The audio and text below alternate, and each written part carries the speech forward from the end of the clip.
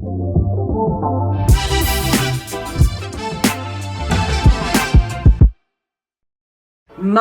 greatest joy comes from helping other people to be superstars. Yes, helping other people to amplify their greatness. Even though you look at like leaders and CEOs, they could be running a big organization, but when you have to put them in front of a room to speak to, I don't know, even 30, 40, 50 people, they'll get nervous. People would expect, oh yeah, you're natural leaders. Of course you're good speakers. It's not like that at all, right? Yeah. And it's especially, I think the bigger they are, Yeah. the higher they are, sometimes there's more to lose. How do you help them with the mindset as well as give them the skill set of presenting? Right? Okay, so I mean, different people have different issues.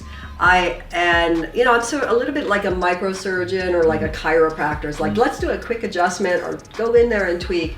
And I mean, one of the things I want to say, these people are high achievers, they have high expectations, and it's about connection, not perfection. And so when you get on a stage, everything gets amplified and magnified, which also means your insecurities are magnified. Very good point. And if you're not well prepared, which many people don't have the time for, or they don't know how they can effectively, elegantly, efficiently prepare to give a great result every time consistently, of course they're going to be nervous. But I think what's interesting when it comes to voice, and I mean not just the voice that you're speaking, but that message, yes, that $1 million message or multi-million-dollar message or billion-dollar message. It is about growing into who you're becoming. I mean, I would assume that's some of being a high-ticket closer, that mindset. 100%. So you got to see it. So in your case, they would see you be able to do it. In my case, they can see me demonstrate the skills, and they'll say, okay, I want that. But ultimately, I think probably you and I would share this. Anybody who wants other people to shine and who has any ability to coach and lead would be able to target what that is. And so it's actually looking at, and I'll look for what they're already really good at. Like they might be really good at business, or they might be really good at golf, or they might be really good at karaoke. I find something they have a mastery in, and I say, hey, look, you know what, this is the same thing. It's not magic. It's a learnable skill. And so part of it is being willing to be visible and to be comfortable with being uncomfortable. Yes? And then the other part of it is really digging deep on, what do you stand for? Can you really get behind this? Do you really mean what you say? And for some leaders, are you in alignment totally with the vision and mission of the company? Your certainty, your belief. Yes, and you just have to be all in, and that's with what you do with your body, what you do with your voice, how you bring your words to life, and the words that you say, and then ultimately, but it's always about speaking to your audience's concern.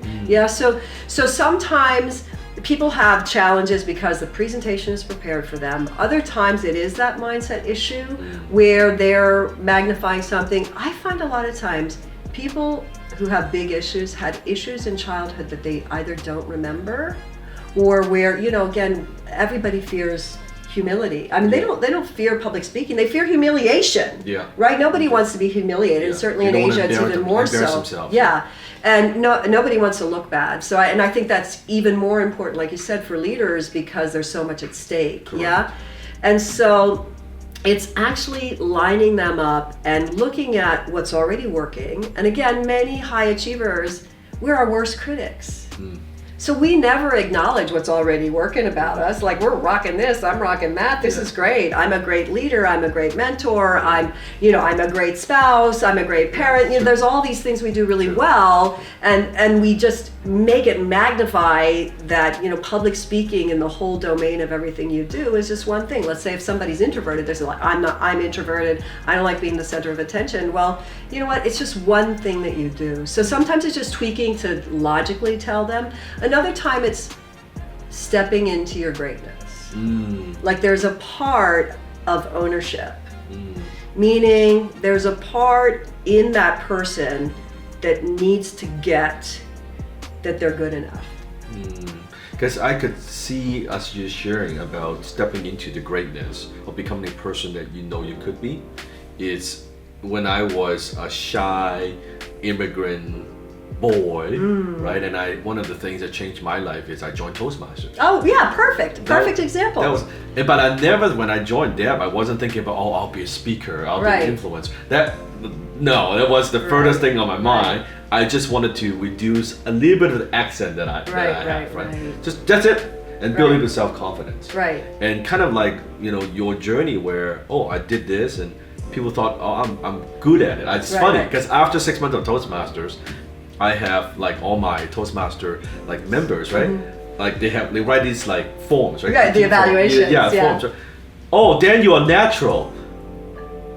I'm natural. There's nothing natural about this at all, right? But then I'm getting like good comments, like, okay, there's something here that I didn't even know that I have this talent or gift, right?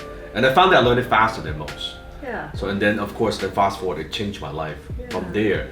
This gift of communication, use my voice. I am very different than most people who teach what I teach. In my experience, finding that $1 million voice, finding that superstar essence that we're actually born with. We're actually, when I do my programs in Taiwan, they call it reclaiming your voice or something. I'd have to see it in Mandarin, but that's already within you. Yeah, I mean, look at us as kids. We're expressive as kids, right? Yes. I mean, there's all kinds of social things that can happen and bad things or parenting or whatever. Yes.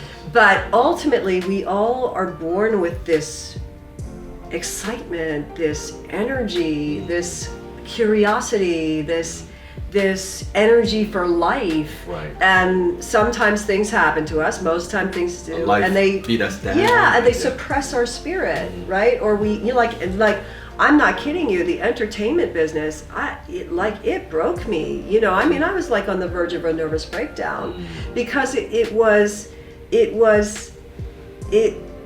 my experience was that I was being stripped of my God-given gifts, or I was being suppressed. I wasn't allowed to express myself, or there were conditions around that my expressing myself. So when it's about people finding their voice and tonality and all of these things, I have an approach where I teach people how to have your words sound like their meaning.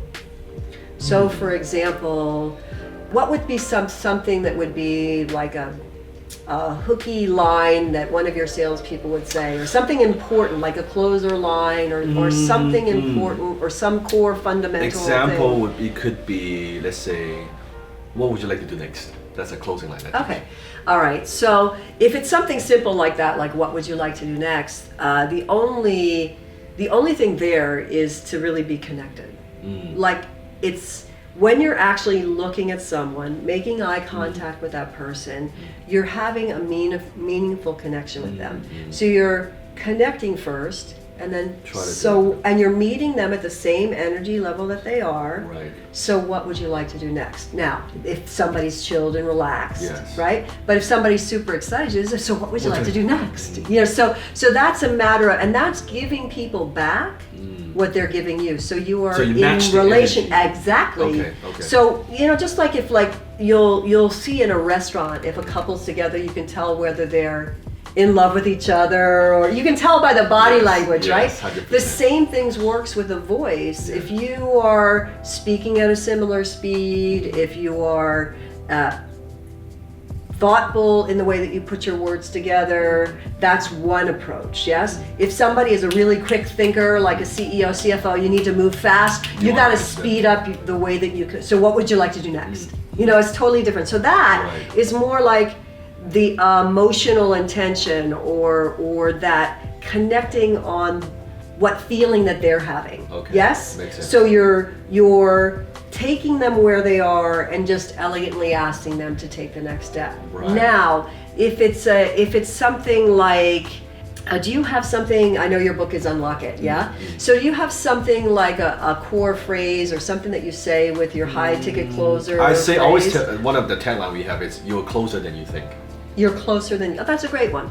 So let's say in that word, the word closer and think are the two key words in that sentence, right? You're closer than you think. So I'm just going to play with you, right? Yes. So, and I'm going to teach you all while you're watching. Yes. This is how you can approach it and have the voice automatically work for your own authentic expression, yes, okay? Yes. So, can you repeat the phrase again? You are closer than you think. Yes, you are closer. So, I'm going to ask you, if you think of the word closer, like the meaning of the word, what comes to mind? If there was a visual picture of what close would look like? I would say like two people walking closer together. I love it. So, let's try, we'll go closer. Closer. Closer. So it's like when you say the word, yes, you're moving closer. Does that make sense? Yes, so the image that you see is sensually in line, right, like the voice is saying what you're seeing. Does that make sense? Okay, yes. So closer. Now, closer. Yeah, if that's what you're seeing. Now, I might see two people just about to kiss, so you're closer than you think. So that might be sort of a little bit fun, a little bit cheeky. Yes. So there is no right answer to what the picture is. It depends on what comes to mind. And then you're present with that when you say it. The other thing, again, some people aren't so creative, so you can also go to the dictionary and say, what does it mean? In close proximity or whatever, and then so you think in close proximity, you're closer. You see how there's a precision? So the images or the pictures, more like robotic. Yeah, because that's okay, and that's all right, because that's how the person is processing. And where do we think from? Our brain, right? So if we're saying, if I'm using your images, I'd say you're closer than you think. If I'm going to do a gesture, but you don't have to do a gesture, you just think it. If I did it to the camera, I might say, you're closer than you think. But when I say think, I'm experiencing the word in my head. You know how people they do, like they sing songs? I don't know if absolutely. You are totally right on there. Is that how they picture? That's how the superstars do it. If you're telling a story from your own life, it's going to be right there. Your only job is to put yourself in the place, remember that story, and share it. And when you feel it, when you have yourself in the environment, when you are seeing it, the audience can also feel it. And you can give a great presentation. It can be perfect in terms of all this other stuff. If the emotion isn't there, if that connection isn't there, if it's not delivered with passion, you're not going to sell, are you? 100%. Or you're going to sell less. 100%. Yeah. 100%. So what I teach people is to be present in the moment. But the only reason to communicate is to help other people. Like in your case, you want to help other people grow their business. Correct. Right? You want to make it easy for them. Correct. And so and then again, if you have a relationship with a person, if somebody is very like a CEO type person, you know what? You're closer than you think. Right? It's sort of like you're driving it there. But if it's somebody that might be, let's say somebody who's struggling a little bit, maybe a young girl, I might say, sweetheart, you're closer than you think. Right? So it's some of it's that emotional connection. Wow, so and then other it's you can literally look at the meaning of the word.